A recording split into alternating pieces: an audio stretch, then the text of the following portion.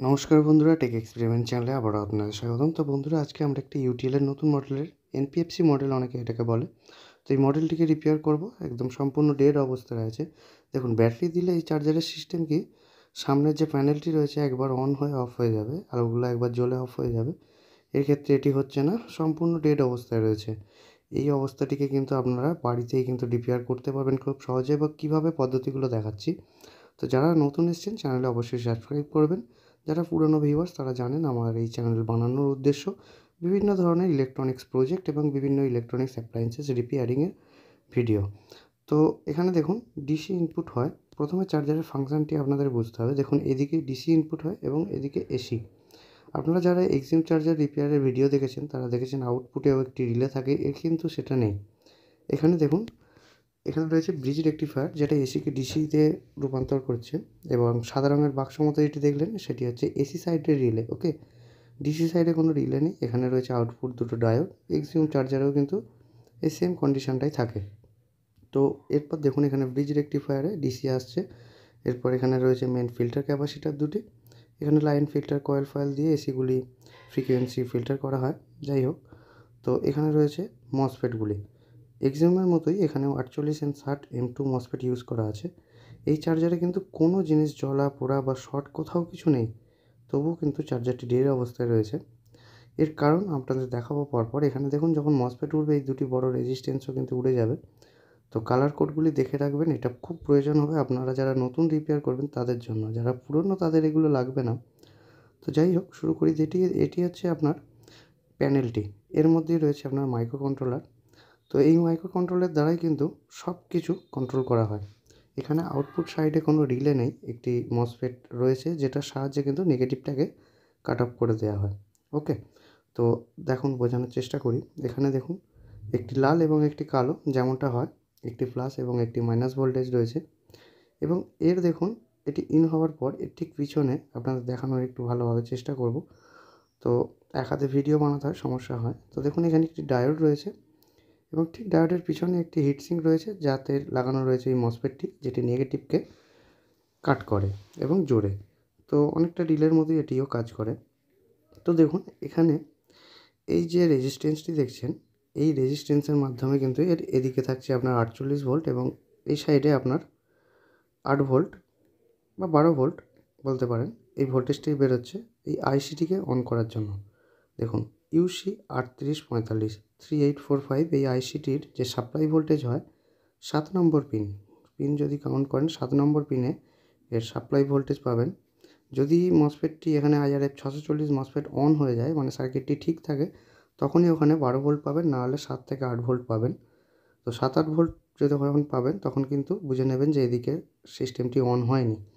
তো যখন IRF 640 এটা নষ্ট হয়ে গিয়েছিলো, যার জন্য দেখুন এখানে একটি 1K রেজিস্ট্যান্স রয়েছে, এবং যখন IRF 640 আপনার নষ্ট হয়ে যাবে তখন এই বড় রেজিস্ট্যান্সটিও পুড়বে, এবং সাথে সাথে 3845 আইসিটি নষ্ট হবে। এবার এই যে ডায়োডটি দেখছেন, এখানেও আপনি 12 ভোল্ট পাবেন যদি এই সার্কিটটি ঠিক থাকে। তো আরেকটি এখানে দেখছেন SMT কম্পোনেন্ট, এটি হচ্ছে 3.3 ভোল্টেজের রেগুলেটর, মানে 12 ভোল্ট ইনপুট হয় এবং 3.3 ভোল্ট আউট হয়, যেটা আপনার প্যানেলটিকে অন করে। ওকে, তো এই প্যানেলের এই 1 নম্বর পিনটিকে যদি ট্র্যাক করেন, তো ট্র্যাক করলে আপনি পৌঁছে যাচ্ছেন এই পয়েন্টটিতে।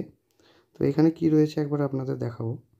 এখানে আপনার যে 12 ভোল্ট ফ্যান রয়েছে, যে ফ্যানটি রয়েছে তার পজিটিভ পয়েন্টটি। ওকে, মানে এই 12 ভোল্ট যে সাপ্লাইটি ফ্যানটিকে অন করে, সেটিও এই মসফেট থেকেই কিন্তু তৈরি হয়। এই পয়েন্টটিতে আপনি 12 ভোল্ট চেক করবেন। ওকে, এখানে 12 ভোল্ট আসলে আপনার ফ্যানের এখানেও 12 ভোল্ট চলে আসবে। তো আপনার চার্জার কিন্তু ঠিকঠাক চলবে। এখানে কিন্তু এটি হচ্ছে না।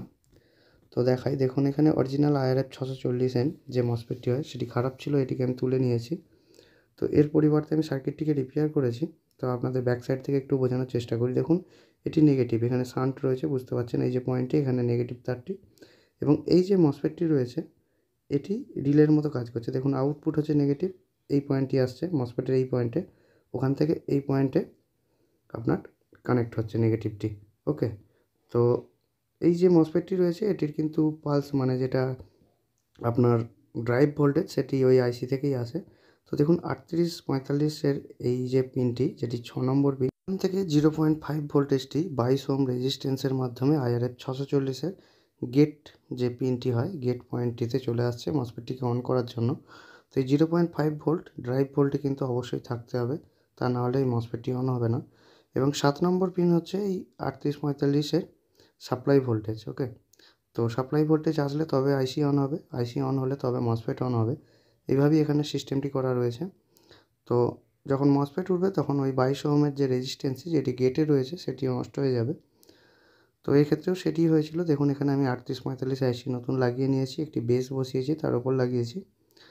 তো এরপর দেখুন এখানে 640টি চেঞ্জ করে দিয়েছি এবং এই যে রেজিস্ট্যান্সটি দেখছেন আমি বানিয়ে নিয়েছি দুটো 10 ওহমের রেজিস্ট্যান্স দিয়ে 20 ওহম।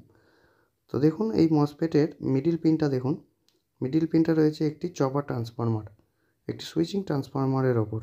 দেখাচ্ছি আপনাকে, এই ছোট্ট ট্রান্সফরমারটি। তো এই ট্রান্সফরমারটিকে সুইচ করাচ্ছে কে?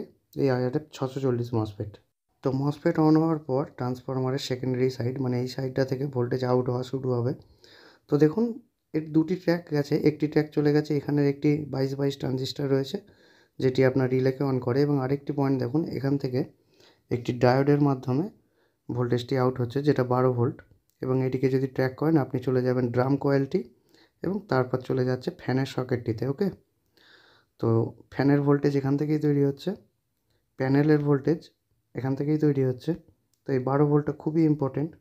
একবার দেখে নিন মসফেট সাইডের যে ড্রাইভ সেকশানের যে রেজিস্ট্যান্সগুলি থাকে, মসফেট উঠলে কিন্তু এই রেজিস্ট্যান্সগুলি জ্বলে পুড়ে যাবে, তখন সমস্যা হবে। একবার দেখিয়ে দিই, কালার কোডগুলো দেখে রাখুন, পরে কিন্তু ম্যাচ করে লাগাতে পারবেন। তো যারা নতুন এসেছেন চ্যানেলটিকে অবশ্যই সাবস্ক্রাইব করবেন, একটু সাপোর্ট করুন, আমি আরও ভালো স্টেবল ভিডিও বানানোর চেষ্টা করব, প্লিজ একটু সাপোর্ট করুন। আর যারা শুধুমাত্র চার্জার রিপেয়ারিংয়ের ভিডিও দেখেন তাদের জন্য বলতে চাইবো, দেখুন অনেক চ্যানেল রয়েছে যারা শুধু চার্জার রিপেয়ারিং করে। আমার মেন উদ্দেশ্য ছিল যারা বেসিক ইলেকট্রনিক্স সম্বন্ধে নলেজ নেই বা জানার ইচ্ছা আছে তাদের জন্য এই চ্যানেলটা ক্রিয়েট করা, বিভিন্ন ইলেকট্রনিক্স প্রজেক্ট বানানো হবে, এটাই এর মেন মোটো এই চ্যানেলের। তো যাই হোক, এখানে দেখুন ইউটিএল চার্জারটি সম্পূর্ণ রিপেয়ার হয়ে গেছে, আমি দেখাচ্ছি আপনাদের। অনেকে বলেন আপনি সব ভিডিওয়ে কিন্তু কাজটা আসলে হলো কি না দেখান না। দেখুন আমি কিভাবে কাজ করি আপনারা দেখে বুঝতে পারছেন, এখানে খুব সমস্যা সব জিনিসটা দেখানো।